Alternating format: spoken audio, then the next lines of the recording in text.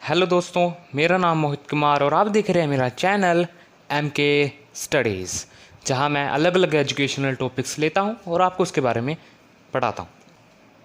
तो literacy sources पढ़ रहे थे, हिस्टोरिकल सोर्सेज का पार्ट एक, और इसी तरह हमने कुछ राइटर्स के बारे में पढ़ा।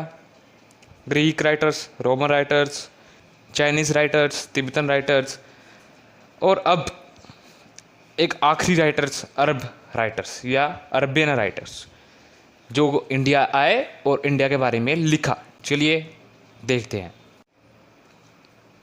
सुलेमान जो अरबन मर्चेंट थे और ये फर्स्ट अरब ट्रैवलर हैं जिनका ट्रैवल अकाउंट आज भी अवेलेबल है, और इन्होंने इंडिया के सारे जो कोस्टल एरियाज़ हैं वहाँ सेल्ड डाउन किया, वहाँ यात्रा की।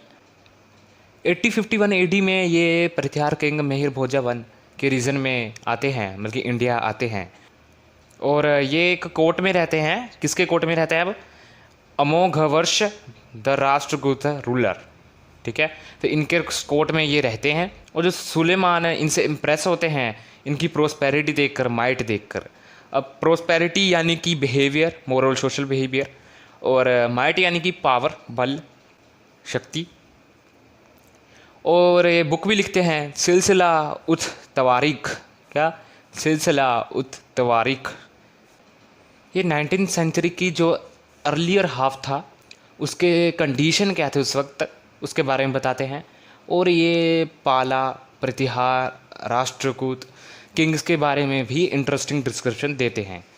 इन्होंने पाला एम्पायर को रुहामा कहा है, गुर्जर प्रतिहार को जुर्ज कहा है, और इन्होंने ये भी कहा है उनके पास फाइनेस्ट हॉर्सेस हुआ करते थे, बढ़िया तरीके के हॉर्सेस हुआ करते थे, घोड़े हुआ करते थे। और इन्होंने डिकेन के किंग को बलहार कहा है, जिसे आइडेंटिफाई किया गया है एज वल्भराज को कहा होगा इन्होंने। और हिंद महासागर को इन्होंने क्या कहा है? दरियाए हरगंद। आगे हैं इबन खुर्दबी जो एक अरब जोग्राफ़र थे और एक किताब लिखते हैं, किताब अल मसलिक व ममलिक, the book of roads and kingdoms.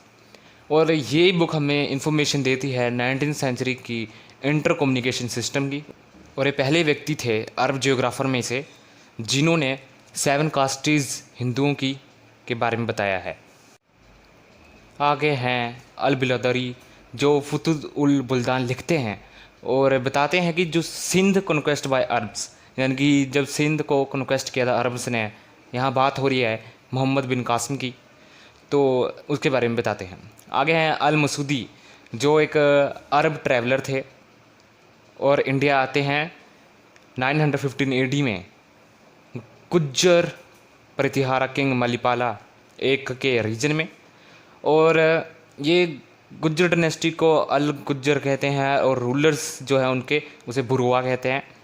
ये लिखते हैं मुरुज उल जहाब, और उसमें डिस्क्राइब करते हैं कि हॉर्सेस जो कैमल्स थे मलिपाला वन के कैसे थे, अच्छे थे, तो उसके बारे में डिस्क्राइब करते हैं।